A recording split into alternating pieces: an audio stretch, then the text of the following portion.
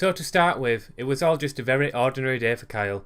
He was just sat at his computer, in his own house, minding his own business, watching a few Russian beheading videos, but other than that, nothing was too strange.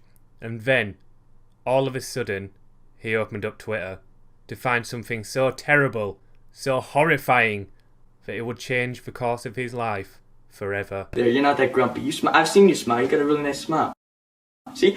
Smile. Look at that smile. Beautiful. In that very moment, something deep down within Kyle changed forever.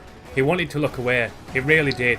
But he just couldn't. He wanted to scream. He wanted to cry. He wanted to throw up. He wanted to do all three things at the same time. But all he could bring himself to do was go into his computer and look at more vines because he was addicted. There's a reason erasers don't work in your heart, and that's because Surely because it's a piece of stationery used to remove writing from paper. who you are and who you're born wanting to love isn't a mistake.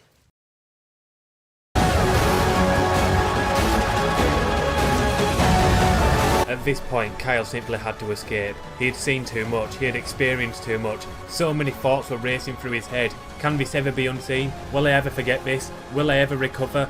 All he wanted to do was isolate himself in a dark room. All of a sudden, something changed. Kyle had a sudden desire to go back into that room and put himself through the horror all over again. It was almost as if Kyle was no longer in control of his own actions, as if he was being controlled by an outside force, as if it was something compelling him to enter that room against his own will.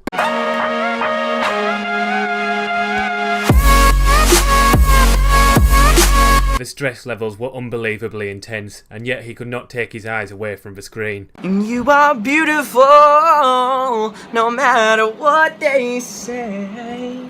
He was just one vine away from doing something that he might regret. I just stole a kiss. What are you going to do about it? And that, everyone, was the last fucking straw. Kyle quickly gathered up his belongings. He could not stay in his room for a minute longer. He had to distance himself from the vines. It was the only way to escape. All he had time to do was leave one hastily written note before he was gone and out the door forever. The following footage is taken from an official police interview with Kyle's mother. Viewer discretion is advised, as the t-shirt she is wearing is very, very edgy. Can you tell us when you last saw your son? I think it must have been about 3 months ago. Did you happen to notice any differences, any changes in his behaviour before he left? Well, yeah, I was very worried about him. He was staying out all the time and he just seemed to be getting more aggressive and violent. Do you have any idea as to why?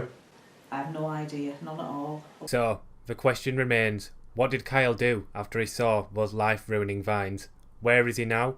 And how is he doing? He wasn't doing well at all. He just walked. He walked for hours. Hours turned into days. Days turned into weeks. And all the time he could not get the vines out of his mind. Eventually, he'd had enough of it all. I mean, who wouldn't? Everything was drawing towards one dark conclusion.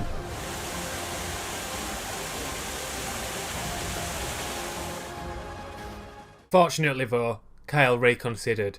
In that moment, he turned around and started walking away to go back home. But then he remembered this cunt and he just thought, fuck it.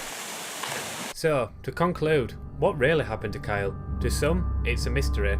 Some say he never even surfaced from that pool of water because he just couldn't take one more day of living in a world where such cringe-worthy vines were a common practice. Others argue that Kyle never died in that pool, as there is still evidence to suggest he is still alive. For example, he is currently doing the voiceover for this video.